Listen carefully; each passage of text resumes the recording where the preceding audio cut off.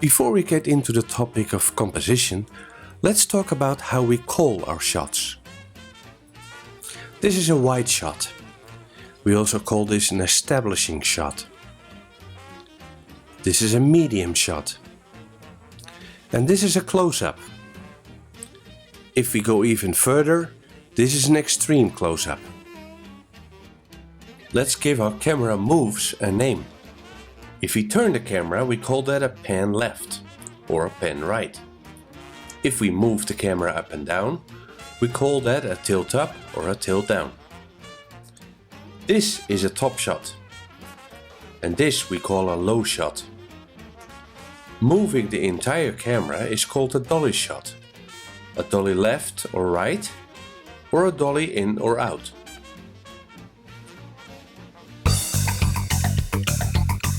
Now let's compose a face. The most important is what we call headroom. Yes, the room above the head. This is too much headroom and it really does not look right. This is too little headroom and again it looks strange. The more we zoom in, the more important the headroom becomes. No, this is too much. It looks out of balance. This is too little and it also doesn't look good. This is much better. But what happens when we zoom in even closer? We can lose the hair first, that is not a problem. And only then we can lose the chin. Okay, let's go back to a close-up again and to a correct headroom. So headroom is the movement up and down. The composition from left to right we call nose room. A face looking at the camera can be in the center of the shot, but a face looking off camera needs to move. We need to give that nose a bit of extra room. Oh, stop, that is a bit too much. The picture is a bit out of balance now. It falls to the right. But yes, you could always hang a nice picture there. And now it's nicely balanced. So that is headroom and nose room. Put the DVD on pause, take a camera and practice what you have just seen.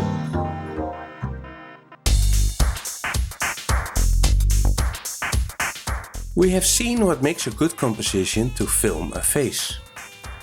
Let's move on to some principles on how to improve our composition in general. Composition of any type of shot. What makes a good composition? What can we do to make the shot look better? Basically, one of the main things in good composition is to create depth in our shots. It's all about the perception of depth. So how can we create depth? Or at least the illusion of depth? There are 3 ways of doing that. Number 1. Adding diagonal lines in your image. The stronger these diagonal lines are, the more depth we create. But how do we find or create diagonal lines? Here are some examples. Every time we film at a straight 90-degree angle at an object, that object appears to be flat. Every time we film at an angle of an object, diagonal lines start to appear, and the object is not flat anymore, it has depth. So remember, try to avoid as much as possible to film at a straight angle of an object and look for anything that can give you diagonal lines. Here are some tips that might help you find diagonals. Put your camera low so that the street or maybe feet passing by will create you diagonal lines. Don't stand in the middle of, for instance, a street scene, but move closer to one side of the street. It might help find you another diagonal. Learning to search for diagonals will be a powerful way to add depth to your camera work. Okay, let's practice. Go out and film examples of the most dramatic diagonals you can find. A second and very powerful tool is the use of contrast. What we want to avoid is that the main topic of the shot disappears in the background. That is boring, unexciting and flat. No depth. Anytime you have a strong difference between your main subject and the background, that shot becomes vibrant and alive. One way to do that is by the use of contrasting colors.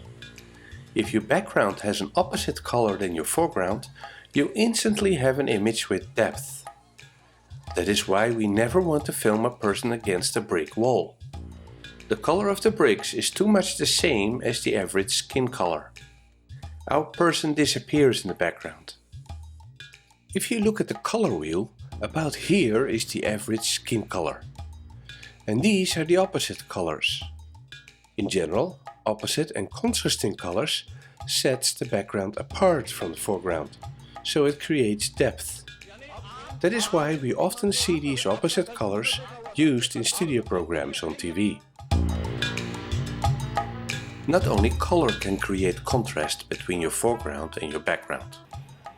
Also, if your foreground is in focus and your background is out of focus, that creates a strong illusion of depth. Look at the difference between this shot and this shot. We call this effect the depth of field effect. How to achieve that we will cover in the chapter where we will talk about cameras and how to operate them.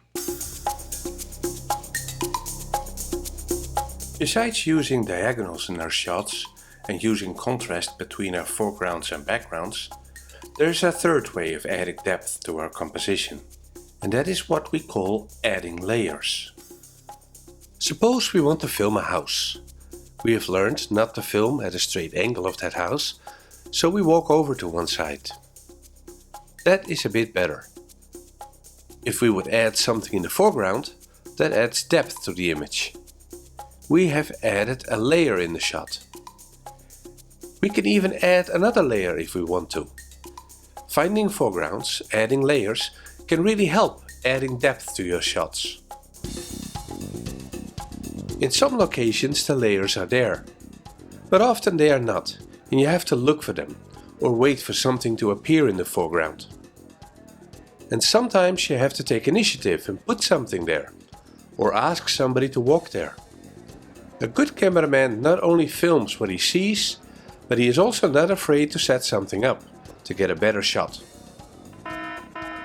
Yes, it's time to practice again. Let's go out and make some shots with layers in them.